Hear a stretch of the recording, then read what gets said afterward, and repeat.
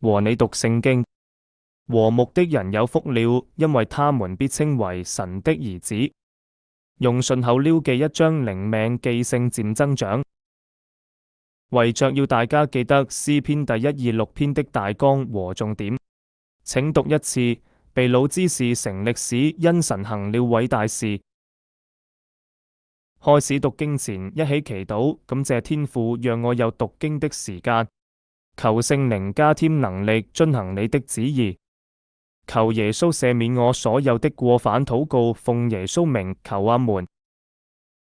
今天讀詩篇第126篇上行之詩。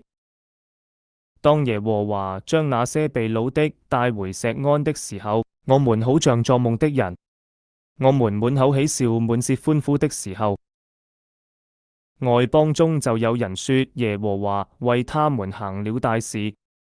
耶和華果然為我們行了大事，我們就歡喜。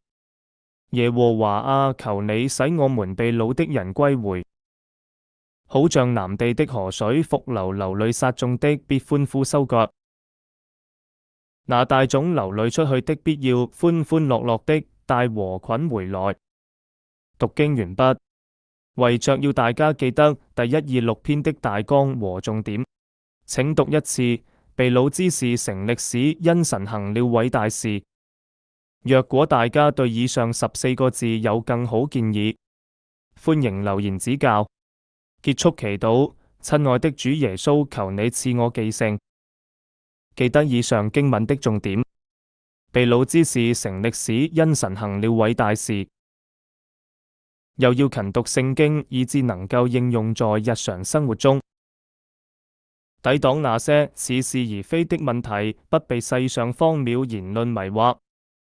禱告奉主耶穌基督名求，阿門。希望能夠每天和你一起讀聖經、記聖經，一起與神親近重溫。第124篇，以色列人得幫助，依靠主名無難阻。第125篇，神護其民，到永遠惡人受刑，心中軟。第126篇，被擄之事成歷史，因神行了偉大事。想一想，為何神會為其子民行了大事呢？